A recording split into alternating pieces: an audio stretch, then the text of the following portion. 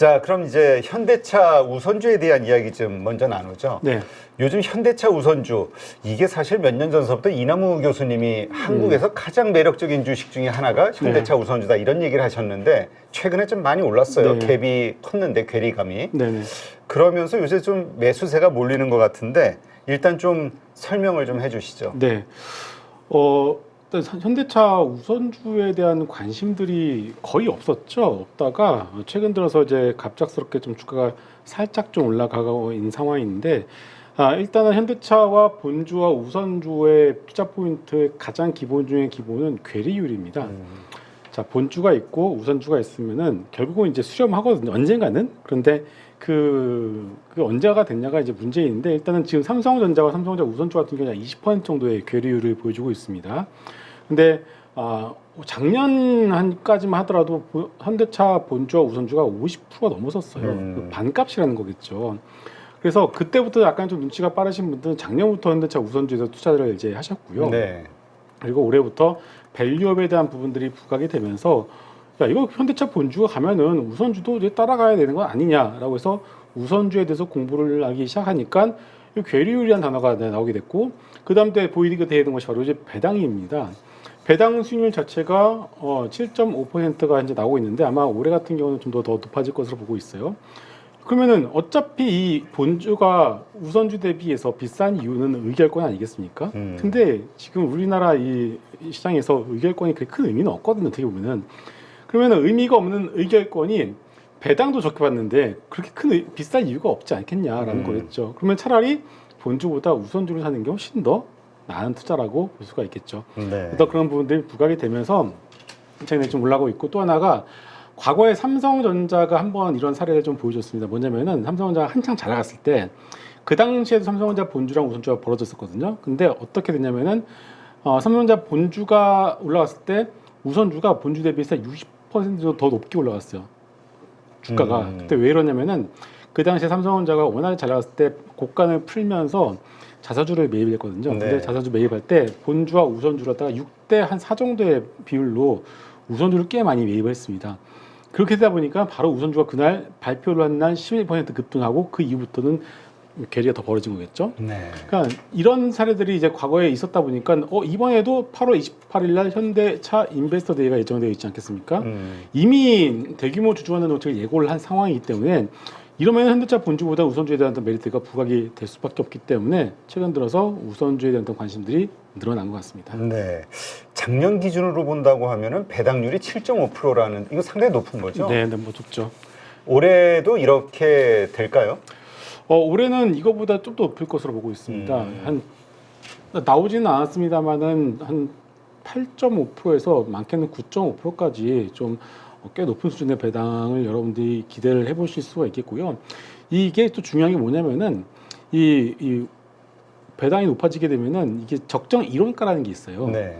이게 계산을 해보게 되면은 이게 만약에 9.5%에서 10%까지는 아니겠지만 9.5% 가정했을 때 적정 이론가가 현대차 우의 경우에는 26만 원에서 27만 원이 나오게 됩니다. 그러니까 이것만 가지고서도 지금 현대차 우선은 사두면은 그냥 가만히 계셔도 그냥 무조건 먹는다라는 게임이 나오는 거죠. 그러니까 물론 이제 적정 이론까지 무조건 간다라는 뜻은 아니지만은 일단 그런 것만 봤을 때도 괴리율에 대한 부분들, 두 번째로는 배당 수익률, 이 두 가지만 놓고 보더라도 우선주는 정말 안전한 투자라고 보셔도 될 것 같습니다. 네. 지금 현대차 주가가 상당히 많이 올라와서 요즘 뭐 조정을 받고는 있습니다만 하여튼 상대적으로 더 뭔가 부각이 되는 것 같아요. 네. 이 배당과 관련해서도 그렇고.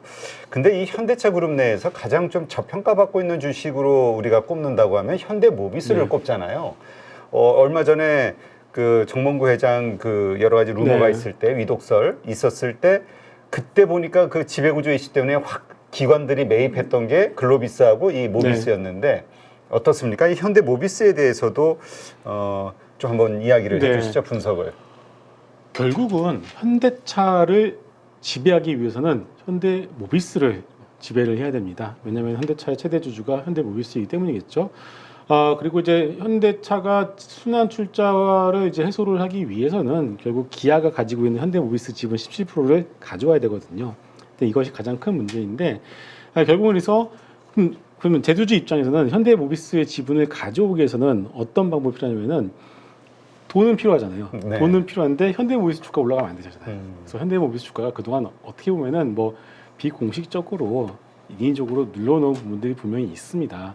그래서 현대모비스 주가가 지금도 아직까지는 바닥에서 눌려 있는 이유가 결국은 아직까지 이런 순환 출자에 대한 부분들 그리고 그 정몽구 회장님께서 아직까지 돌아가시지 않았기 때문에 그런 어떤 승계 구조가 아직까지 마무리가 되지 않았기 때문에 모비스 주가가 튀어오르면 안 되거든요.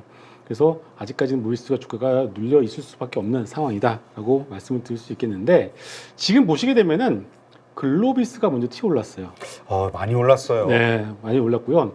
글로비스가 오른 이유를 말씀을 드리게 되면은 간단합니다. 정의선 회장이 지분을 20% 들고 있어요.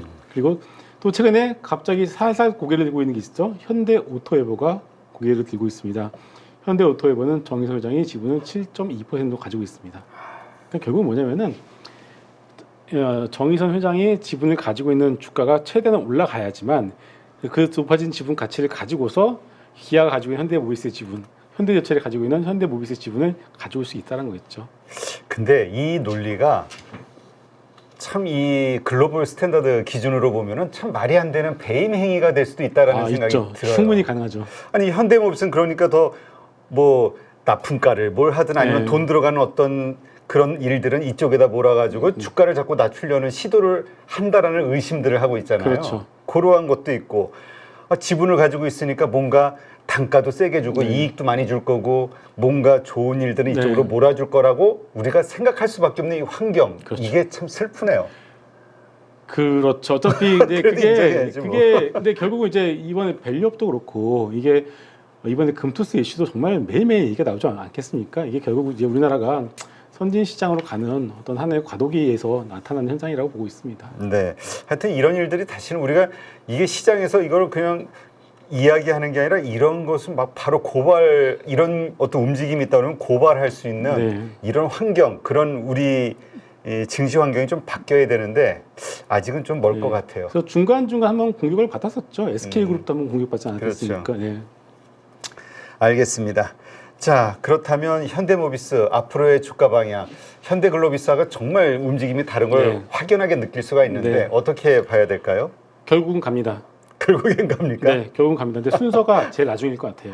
그래서 일단은 순서는 현대글로비스가 먼저 치고 올라가고 있고 현대오토에버하고 그다음에 현대차와 현대차 우선주는 당연히 현대차가 일단은 본주가 가게 되면 우선주도 따라가는데 아마 이번에 현대차 인베스터 데이를 통해서 현대차 우선주가 좀 더 오버슈팅하는 어떤 그런 순간이 오지 않을까 이렇게 보고 있고요. 그 과정에서 현대오토웨이브도 같이 따라갈 수밖에 없는 상황이고 또 현대오토웨이브를 좀 더 말씀을 드리게 되면은 테슬라가 8월 8일이죠. 그 로보택시를 이제 출시를 할 예정입니다. 그러면 이제 결국은 현대 지금 보시게 되면 이제 테슬라가 올라가게 된 이유가 전기차가 잘 팔려서 올라가는 게 아니거든요. ESS랑 로보택시에 대한 가치가 올라가기 때문에 올라가는 건데 결국 이제 전 세계 전기차 완성차 업체들이 이제 자율주행에 대한 부분들을 강조할 수밖에 없겠고 현대오토웨이브가 현대차 그룹 내 자율주행 헤드쿼터 역할을 담당하고 있습니다.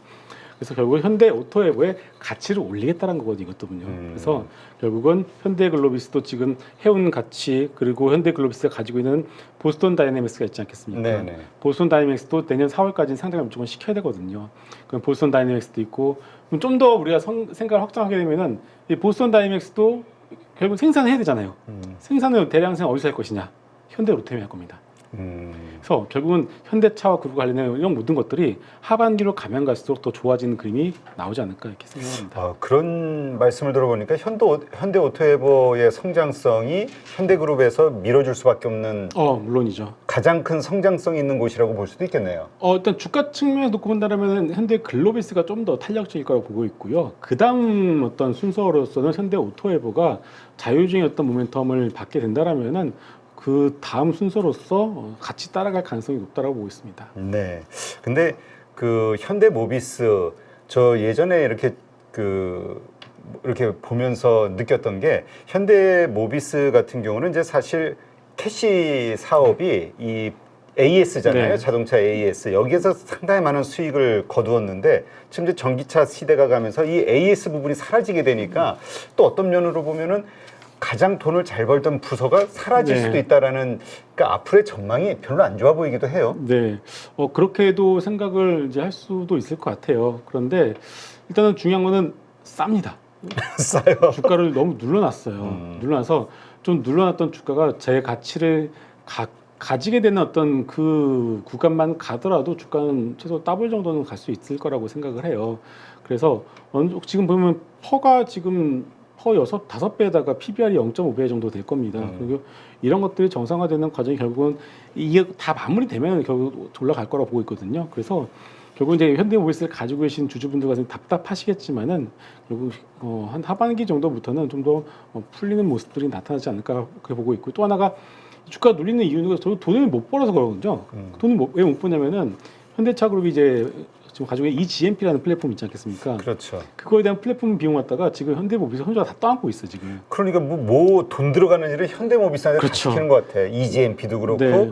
전에 또 수소 배터리 네네. 그 공장도 뭐 1조 네. 얼마 투자라는 것도 여기다 시켜버리고. 그러니까 이게 어쩔 수 없는 거죠. 그러니까 돈을 못 버니까 주가가 올라갈 일이 없는 거죠. 그러니까 어떻게 보면은 이게 배임이라고 하기도 좀 애매하지만은 성장, 그렇지. 기업의 성장을 위해서 하고 있어. 이렇게 그렇죠. 하니까. 예. 그러니까 이게 결국은 이제 이것들이 다 마무리되기 전까지는 모비스 주가는 오르지 말아야 된다는 어떤 그런 부분들이 실적을 막아놓음으로 해서 이렇게 여기 다 보이는 거 아니겠습니까?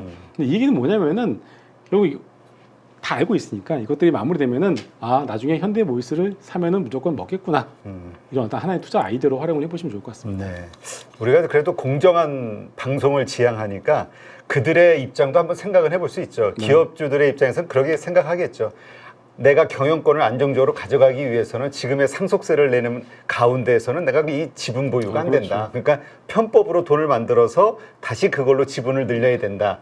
뭐 이런 논리겠지만 네. 어쨌건 예, 공정한 이 증시 이 금융시장에서는 좀 애매하죠. 네, 근데 좀 이게 상속세도 이번에 좀 개정이 되지 않나 싶은데, 저도 좀 얼마 전에 넥슨 그 창업주께서 이제 불의의 사고로 돌아가시지 않았겠습니까? 그리고 나서 대주주가 정부로 바뀌었어요. 그렇지. 세금을 납부해서. 그거 정말 웃긴 일이거든요. 이게 어떻게 보면요. 그렇지. 예, 그러니까 결국 이런 아이러니 일들이 우리나라 워낙 상속세 높다 보니까 나오는 일이기 때문에 결국은 이것도 좀 해결이 되지 않을까 싶습니다. 맞아요. 네. 뭐 여러 가지 사실 그 부라는 게 그렇잖아요. 이 내가 막 현금화해서 막 쓴다고는 모르겠지만 지분은 사실 돈은 아니거든. 그렇죠. 예. 그런 차원에서 정부에서도 좀 하여튼 금융시장의 전체적인 큰 그림 속에서 네, 좀 잘 신경 좀 써줬으면 네. 좋겠습니다. 자, 그렇다면 지금 말씀하신 그런 종목들 외에 이제 또 사실 기아가 있잖아요. 네. 기아 그리고 현대차 이 논란이 항상 있는 것 같아요. 기아가 먼저 좀 더 괜찮을 것이냐, 현대차가 괜찮을 것이냐, 여기에 대해서 그냥 반반사 이런 얘기도 하지만 어떻게 보십니까? 개별 종목으로. 현대차 그룹에서 기아는 일단은 그 뒷전이라고 봐야 될 것 같습니다. 제가 말한 뒷전은 뭐냐면요, 사업의 뒷전이 아니라 지금 현대차 순서를 바꿔서 지금 전 세계 완성차 업체들의 주가를 한번 여러분들 보셨는지 모르겠어요. 그렇게 좋지 못합니다. 그나마 좋은 게 현대차랑 GM이거든요. 네. 근데 이 현대차랑 GM이 차를 정말 잘 팔아서, 물론 현대차가 잘 팔고 있습니다만은 그것 때문에 올라가는 게 아니라 주주 환원 때문에 올라갑니다. 자, 그럼 포인트를 주주 환원으로 맞춰놓고 본다라면은 기아는 이미 2023년 작년에 한 번 더 주주 환원 정책을 펼쳤고요. 현대차 같은 경우는 대규모 자사주 매입을 한 번도 해본 적이 없어요. 그래서 재료가 남아 있다라는 측면에서 놓고 본다라면 기아보다는 현대차보다는 현대차 우선주가 조금 더 메리트가 있다고 봐야 될 것 같습니다. 근데 이 현대차 우선주에 대해서 지금 채팅창에도 그런 글이 좀 나옵니다만 EU B를 갖고 있는데 너무 답답하다.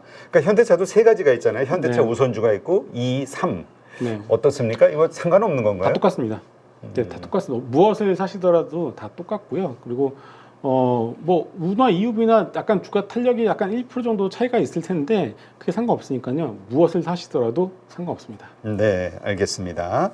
지금 예상 실적으로 봤을 때 자동차 판매와 관련해서 현대차, 기아 어느 쪽이 더 긍정적인 평가를 받고 있나요? 이번 주 수요일까지만 하더라도 지금 한창 2분기 실적 프리뷰 시즌이거든요. 애널리스트들이 자기가 커버한 종목들에 대해서 2분기 실적이 이러이러할 거다라고 이제 리포트들을 내고 있는데, 불과 수요일까지만 하더라도 상당히 좀 한 화요일 수요일까지만 하더라도 정말 잘 나올 것으로 2분기 실적이 전망을 하다가 어젠가요? 그때 현대차 그룹 전반적으로 한번 급락하는 흐름이 나왔습니다. 참 그 뭐죠? 실적에 대한 뭐 네. 부풀리기. 그러니까 그거는 미국에 소송 당한 거를 말씀하시는데 그건 약간 좀 딜러사에서 약간 좀 이제 억하 심정으로 소송을 거기 때문에 그렇게 중요한 건 아니고요. 그러니까 좀 더 알아보니까 이제 삼성증권의 그 자동차 애널리스트 분께서 이제 그 코멘트를 달아주신 걸 보니까 갑작스럽게 2분기 실적에 대한 컨센서스가 어닝 서프라이즈에서 그냥 컨센 정도로만 나올 것 같다라는 식으로 또 이렇게 얘기가 돈 것 같아요. 그래서 그것 때문에 갑자기 이번 주에 현대차 그룹주의 주가 한번 싹 내려앉았거든요. 근데 다시 한번 말씀드리지만은 이번 현대차 그룹주들의 투자 포인트는 실적이 아니라 주주환원입니다. 주주환원. 이미 충분히 싼 주식이 주주환원을 통해서 재가치를 받는 과정이고 순환 출자를 끊어내기 위한 그 과정의 어떤 일환으로서 주주 가치가 올라가는 그것을 먹고자 하는 것이 이번의 목적이기 때문에 2분기 실적이 뭐 컨센 정도만 나온다고 해서 그것을 뭐 여러분들 실망으로 해석할 필요는 전혀 없다. 이렇게 말씀드리겠습니다. 네, 알겠습니다. 지금 우리가 이 현대차와 관련해서 뭐 현대차만이 아닙니다만은 지금 전기차에 대한 기대감들 이것이 주가를 더 끌어올리는 요소잖아요.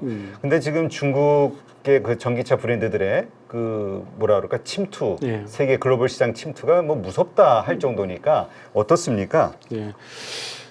일단은 미국뿐만이 아니라 유럽도 지난주죠.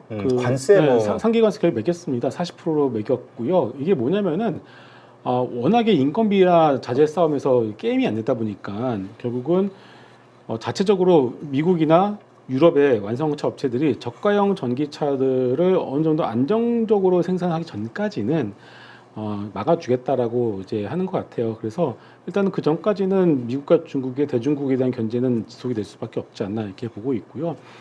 그리고 이제 트럼프 대통령도 지금 뭐 계속 강조를 하고 있지 않겠습니까? 뭐 전기차를 이제 뭐 다 뒤집어 엎는 건 아니겠습니다만은 일단 전기차에 대한 어떤 그런 부분들을 갖다가 적어도 계속 노이즈를 만들어내고 있어요. 그래서 지금 엘버말이라고 있는 미국에 상장되는 대표적인 리튬 회사들이 있는데 오늘 새벽에 마감 미중시에서 장대 연봉이 나오면서 또 한 번 50이 신저가를 찍었습니다. 그러게요. 오늘 진짜 모든 저항선 너무 급격하게 네. 깨버렸어요. 네, 그러니까 이게 뭐냐면은 전기차 업황이 살아나는 게 아니라는 거거든요. 이게 지금. 그러니까 지금은 전기차 업황은요. 지금 바닥을 이제 잡아 나가는 그런 과정이지 바닥을 찍고 올라간다라고 이제 보시면 안 될 것 같아요. 그래서 어제인가 그저께 나와서 LG 에너지 솔루션 실적과 관련된 어떤 하반기 전망 보고서를 보시더라도 다 낮춰버렸습니다.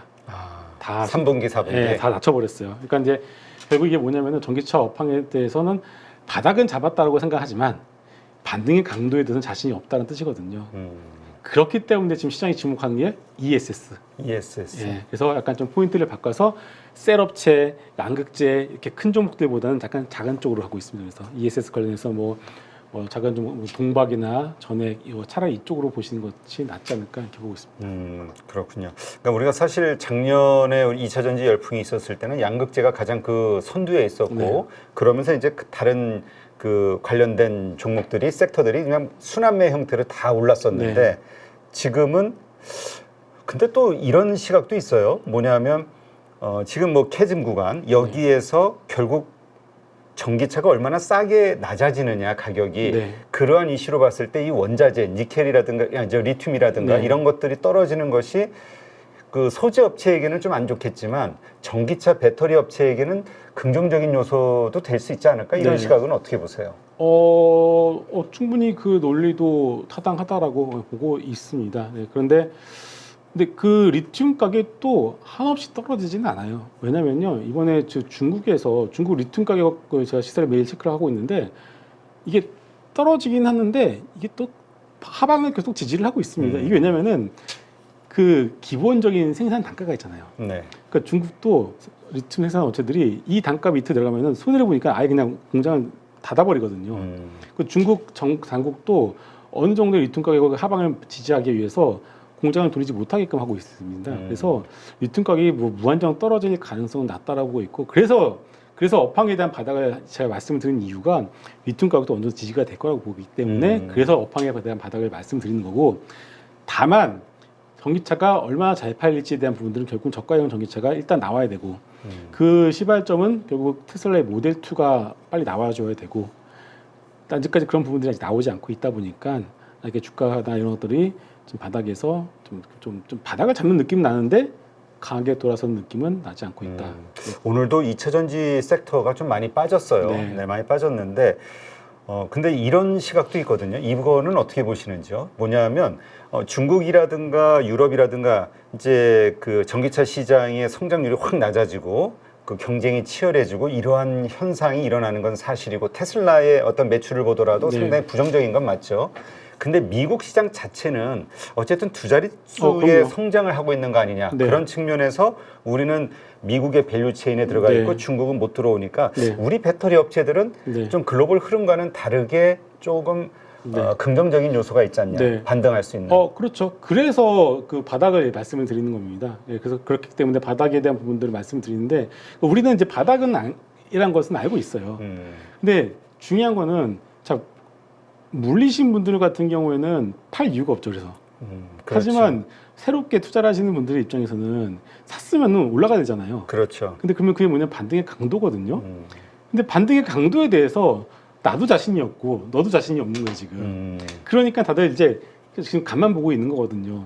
그래서 근데 이게 되려면은 두 가지가 필요합니다. 첫 번째는 실적이거든요. 네. 실적이 발표해야 되는데 실적 돌아섰네? 이게 확인이 되면은 전부가 다 들어올 겁니다. 네. 첫 번째 그거 보여야 되고 두 번째는 뭐 내러티브라고 해서 결국은 뭐 어떻게 뭐 트럼프 대통령이나 아니면 바이든 대통령이 다른 당선이 된다든가 다른 쪽에서 어떤 우리가 전혀 예상하지 못했었던 전기차 쪽에 대한 어떤 내러티브가 빵 터진다라면은 모르겠습니다만 아직까지 그런 것들 없잖아요. 그러다 보니까 주가가 거래량도 터지지도 않고 바닥은 잡으려는 시도를 하고 있는데 거래량 터지지 않으니까 좀 답답한 그런 모습을 보이고 있다. 하지만 가지신 분들이 손절할 이유는 전혀 없다 보고 있습니다. 지금 테슬라가 10일 연속 주가가 상승을 했단 말이죠. 이 부분은 어떻게 이해를 해야 될까요?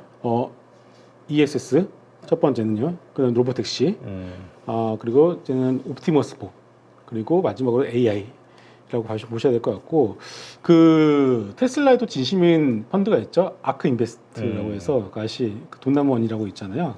그쪽에서 발간한 자료를 제가 봤는데. 테슬라 가치의 약 70에서 80%를 로보택시로 잡아놨더라고요. 아, 그래요? 전기차가 아니라 로보택시의 밸류에이션을 80% 잡아놨어요. 그러니까 그만큼 자기네들은 여기에 진심이다라고 이제 보고 있더라고요. 그러면은 만약에 진짜 로보택시가 나왔을 때 지금 이미 중국도 무인 택시를 갖다가 본격적으로 좀 돌리고 있지 않겠습니까? 상하이인가요? 거기서는요. 그러면은 진짜 이 로보택시가 제대로 먹힌다라면은 테슬라의 어떤 밸류에이션을 다시금 줘야 되는 그런 상황이 나올 수밖에 없잖아요.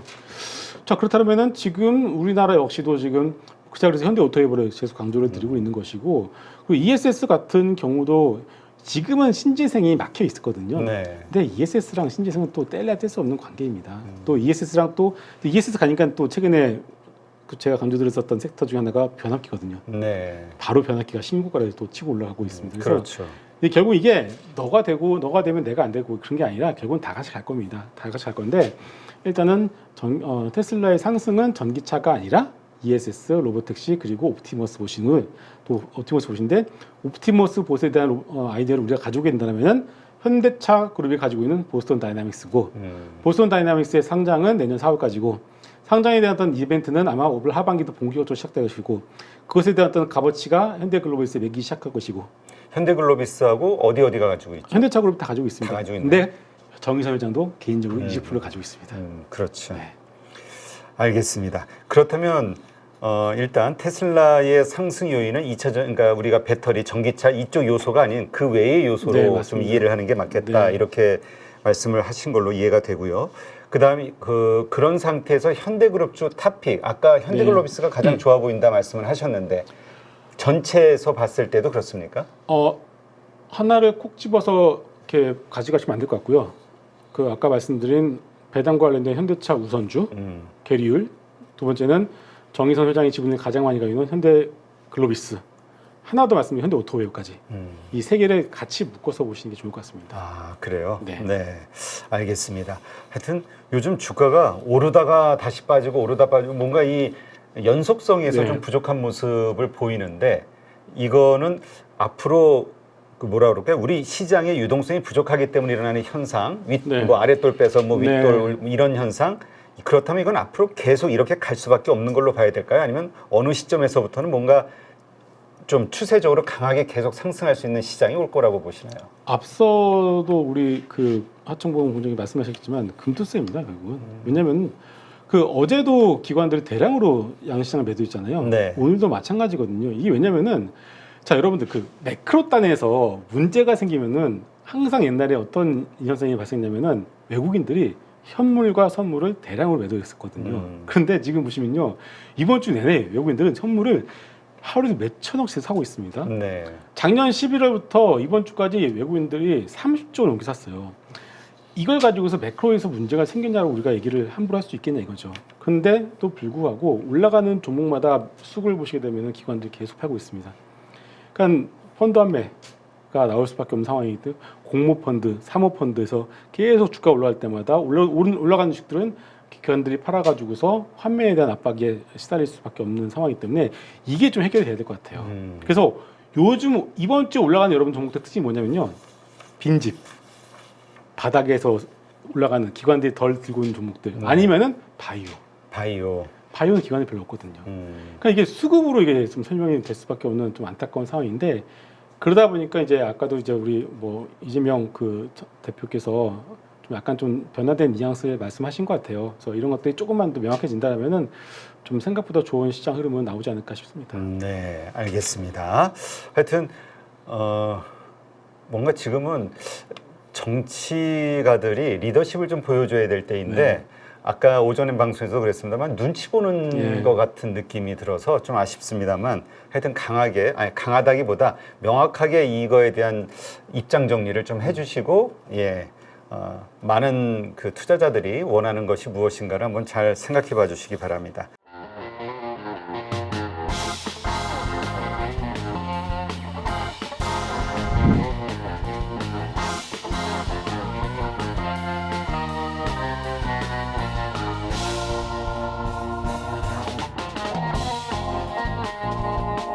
네, 여기저기서 많이 또 강의도 들어보시고 그리고 또 기법이라고 하는 것도 많이 또 체크해 보시고 적용시켜 보셨을 것 같습니다. 그런데 결과가 좋으십니까? 이거는 저희 클래스만의 강점이 될 겁니다.